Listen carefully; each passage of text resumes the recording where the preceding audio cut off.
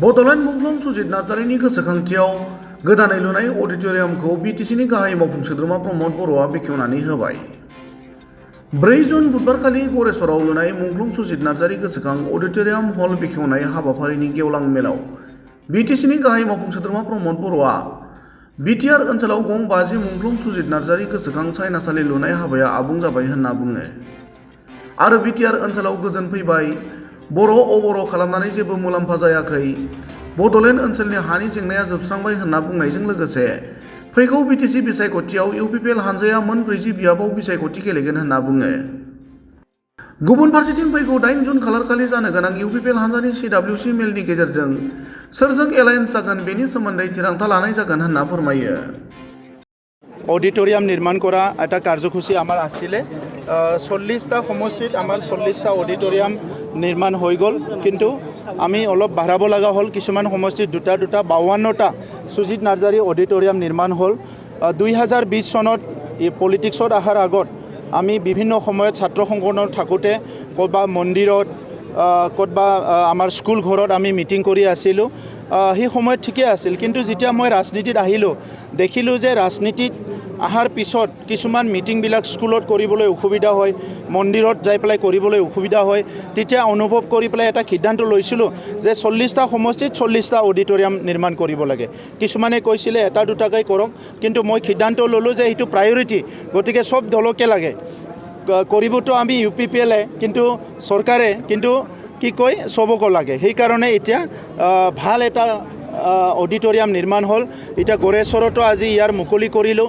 ইয়াত বিভিন্ন দল সংগঠন, ছাত্ৰ সংগঠন, সাহিত্য সভা বিভিন্ন চেমিনাৰ মেল মিটিংবিলাক কৰিব পাৰিব। সুন্দৰ হৈ গ'ল। গড়েশ্বৰ কলেজ আমাৰ গড়েশ্বৰৰ পৰা লৈ উত্তৰে নাওকাটা শুক্লাই এই অঞ্চললৈকে আমাৰ হায়াৰ এডুকেশ্যনেল ইনষ্টিটিউশ্যন নাই। সেইকাৰণে গড়েশ্বৰ কলেজত যোৱা প্ৰায় 2 বছৰত আমি 2.5 কোটিৰ পৰা 3 কোটি টকা চেংচন কৰিলোঁ আৰু বহুতখিনি কাম কৰিবলৈ গৈ আছোঁ। গড়েশ্বৰ অঞ্চল আমাৰ অতি পুৰণি এটা বিজনেছ অঞ্চল। এই অঞ্চলত বিভিন্ন কাম কাজবিলাক কৰিব লগা আছিলে আৰু ইতিমধ্যে গড়েশ্বৰ টাউনৰ মাষ্টাৰ প্লেনৰ পৰা আদি কৰি বিভিন্ন কাম কৰা হৈ গ'ল। মই বিচাৰিছোঁ যে গড়েশ্বৰ অঞ্চলত বহুত উদ্যমী লোক আছে, বিভিন্ন জাতীয় সংগঠন, সামাজিক সংগঠনৰ নেতৃবৃন্দ বহুত পজিটিভ হয়।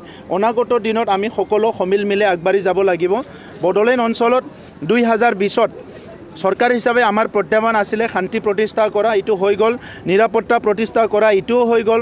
সমন্বয়টো এটা ডাঙৰ এটা ইছ্যু আছিলে, কাৰণ সেই সময়ত বড়ো অনাবড়ো বিভিন্ন পৰিৱেশ আছিলে, কিন্তু দেখিলোঁ যে 4 বছৰৰ পিছত এইখিনি সময়ত যে সমন্বয়টো আহি গ'ল। বিভিন্ন জাতি জনগোষ্ঠী আমি এতিয়া একেলগে আছোঁ, কিন্তু ৰাজনীতিৰ নামত কিছুমান মানুহবিলাক আকৌ এতিয়া উঠি পৰি লাগিছে আমাৰ মাজত আৰু বিভাজন কৰিব লাগে।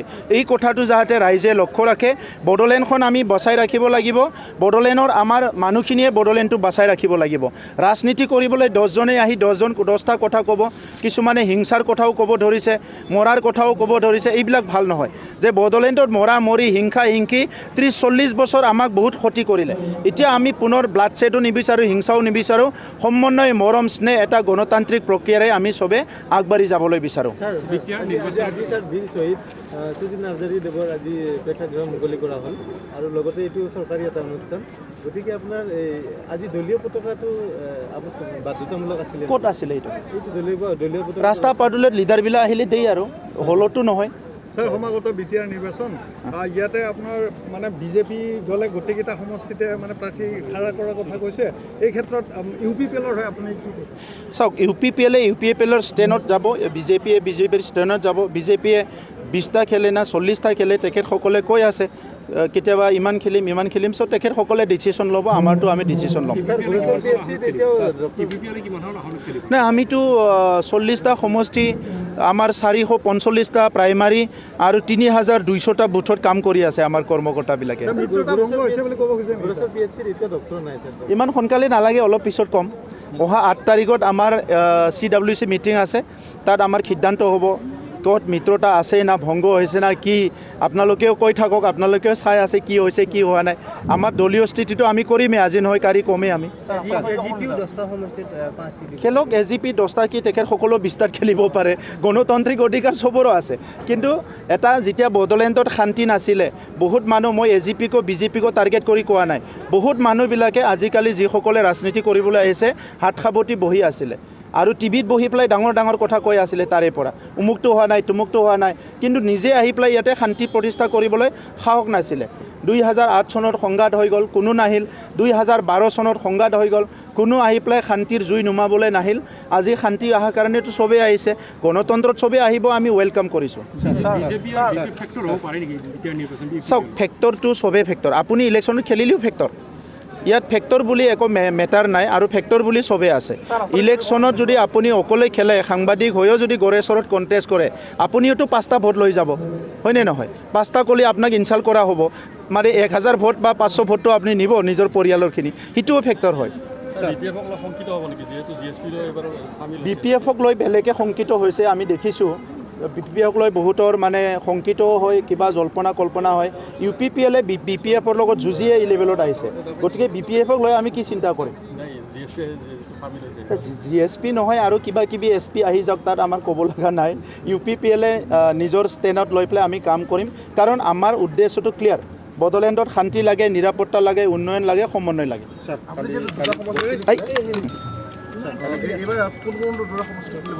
এই বহুত টাইম আছে ইলেকশ্যনৰ 5 দিন আগত কম নমিনেশ্যনৰ 5 দিন আগত